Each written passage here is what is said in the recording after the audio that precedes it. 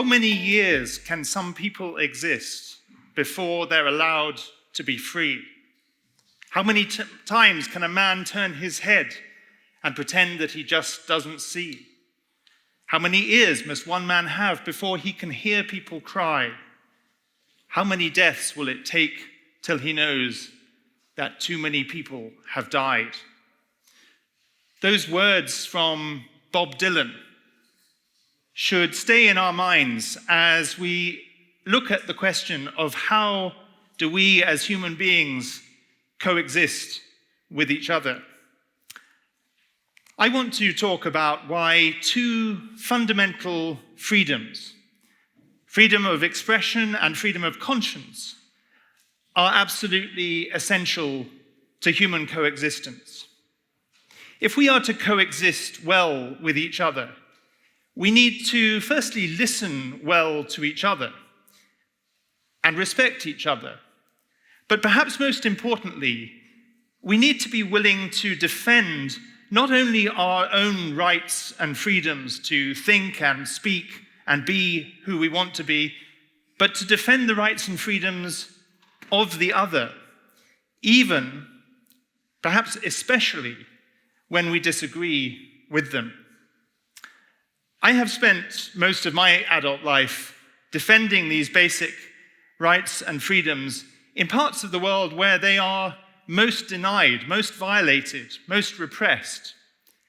In places like China, in Hong Kong,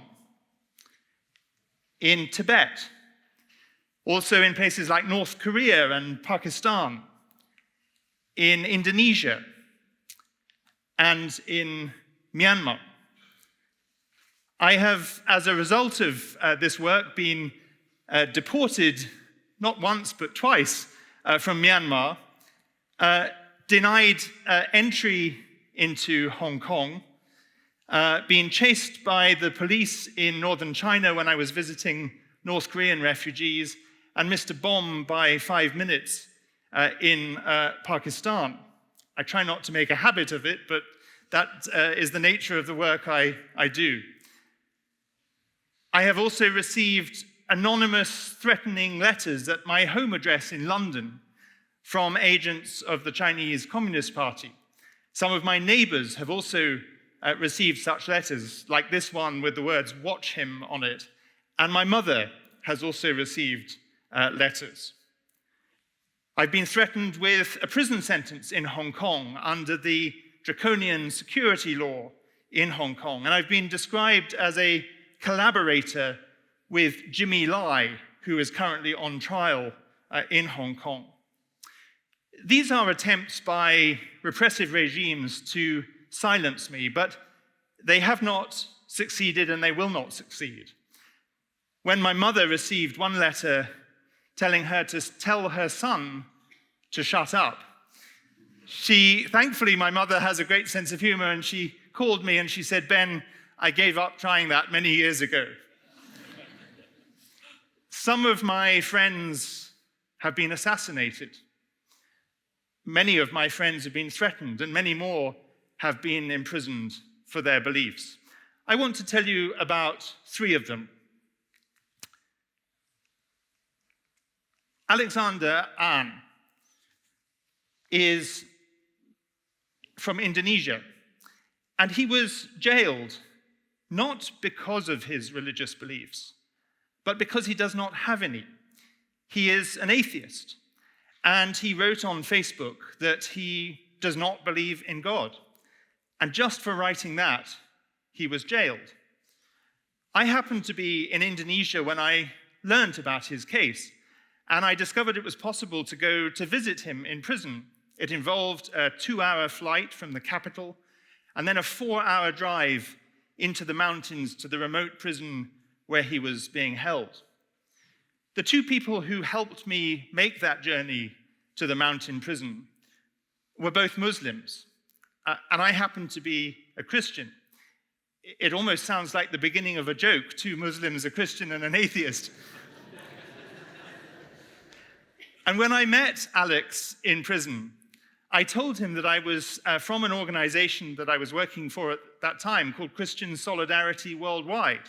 And he looked a bit surprised. He said, "Don't you know I'm an atheist?" I said, "Of course I do." I said, "You and I have different beliefs, but nobody should be imprisoned for their beliefs. And I've come to see if there's anything I can do to help you." The conversation then took an interesting new turn because I asked Alex whether he had read any of the works of Christopher Hitchens, well-known atheist writer. I don't agree with Hitchens on many things, but I admire his intellect and his writings. And Alex told me he had not read any Hitchens, but that he had read the Bible. And although he is an atheist, he agrees with many of the teachings of Christ in the Bible. And I said, we both looked at each other and laughed, and I said, "This is a very strange situation. I'm a Christian recommending an atheist writer to you, and you're an atheist saying to me that you quite like the Bible." But I think that is coexistence. I campaigned for Alex and for his release, and sometime after he was released from prison, I invited him to an event in Jakarta with people from every religion imaginable. Alex, as an atheist, stood beside Sunni, Shia, and Ahmadiyya Muslims, Catholics and Protestants, Hindus and Buddhists. And he told me that he had never been made to feel more welcome than at that event. That is coexistence. Let me tell you now about my friend Jimmy Lai. Jimmy Lai is 76 years old, soon to be 77, and he's already spent the last 4 years in prison in Hong Kong. Jimmy came to Hong Kong when he was 12 years old to escape the famine of Mao Zedong's Great Leap Forward in China. He came as a stowaway on a boat, and then he worked as a child laborer in garment factories in Hong Kong. But then he worked his way up and built his own businesses and became an extremely successful entrepreneur and a billionaire. He then realized, though, that there is more to life than making money, and he became a champion of freedom in Hong Kong. He founded the pro-democracy newspaper, the Apple Daily, which I had the privilege of writing for in the last year of its existence before the authorities in Hong Kong forced it to shut down. And the amazing thing about Jimmy is that he could at any point have left Hong Kong. He's actually a British citizen. He has properties in London, New York, Taiwan. He could have gone anywhere in the world, but he chose to stay with his people and try to fight for freedom of expression and freedom itself, knowing that it was highly likely he would be arrested. Jimmy may well spend the rest of his years in jail if something does not change. But his trial and the charges that he faces are absurd, they're farcical. As the head of his international legal team has put it, Jimmy Lai is in effect charged with the crime of conspiracy to commit journalism, conspiracy to talk about politics with politicians, because one of the pieces of evidence used in the trial is that he met various foreign politicians, and conspiracy to raise human rights concerns with human rights organizations. Jimmy Lai is a symbol of freedom of expression. And lastly, my friend Shahbaz Bhatti. Shahbaz Bhatti was a grassroots human rights activist in Pakistan working for religious freedom for all. He then became the Minister for Minorities Affairs. But tragically, in 2011, in broad daylight, he was assassinated because of his efforts to try to reform Pakistan's blasphemy laws. I worked with Shahbaz for many years very closely. We spoke to each other by phone several times a week. We traveled together in Pakistan. I was with Shahbaz when I missed that bomb in Islamabad. Shortly before his assassination, Shahbaz said these words: "I live for religious freedom, and I'm ready to die for this cause. We have a commitment to bring a change in the lives of people. We will bring a change in the life of those who are living in darkness, and a smile on the faces of those living under severe harassment. This is the key objective of my life, to live for those who are voiceless, who are suffering. We need to change the plight of those living in the darkness of persecution and bring justice to those who are denied justice. He asked his audience to join him by saying, let's pledge that we will work together to promote harmony and tolerance, to bridge the gaps among different faiths, to strengthen this world with the message of peace. Coexistence is not simply about tolerance. It's not a grudging acknowledgement of difference. It is much more in the titles of one of the thinkers who has inspired me most, the former chief rabbi of the United Kingdom, Jonathan Sacks. In the titles of 3 of his books, I think these express what coexistence really is. The dignity of difference, the home we build together, and to heal a fractured world. In one of those books, Jonathan Sacks says this: against the fundamentalisms of hate, we must create a counter-fundamentalism of love. A little light, said the Jewish mystics, drives away much darkness. And when light is joined to light, mine to yours and yours to others, the dance of flames, each so small, yet together so intricately beautiful, begins to show that hope is not an illusion. Evil, injustice, oppression, and cruelty do not have the final word.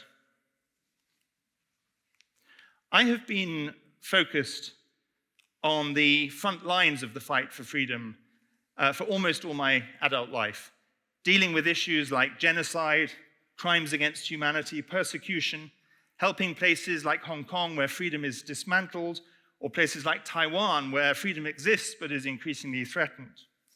But what do these questions mean for us in Europe? I would say that we did not fight 2 world wars on this continent 80 years and more ago against fascism and dictatorship to allow our freedoms now to be undermined. Freedom comes at a price, and freedom is not free and must be cherished. So today, as we look at our continent where we are free, we need to think about how we tackle anti-Semitism that is on the rise and anti-Muslim hatred, how we end cancel culture and deplatforming people that we just happen to disagree with. There's a journalist in the UK recently who revealed that police had turned up on her doorstep because of an innocuous tweet that she had written, which she'd actually taken down already. I would say when the police are investigating our tweets rather than patrolling and protecting our streets, something is wrong. So we should celebrate the dignity of difference. We should cherish our freedom. But change starts within ourselves. So I'd ask you to think about how you respond to a friend, a relative, an acquaintance with whom you disagree. And I would suggest that there are 4 things each one of us can do. Firstly, listen, then reflect, then question, and then certainly debate and discuss and challenge, and do so passionately. That's the point of democracy, but do so with civility and with respect for the other. We should use every faculty, every skill, every endeavor we have to reach out across cultural, religious, political, or ideological divides and defend human freedom for everyone, everywhere. And I end with these words from my friend, the Cardinal of Myanmar, Cardinal Charles Bo, who says this: "Let us work together to end violence and terror, to build a world where every man, woman, and child is recognized as our fellow citizen and our brother and sister in humanity, to build a world where hope is not an illusion and where we can join hands, regardless of ethnicity or religion, in peace and solidarity." That, I would suggest, is coexistence. Thank you.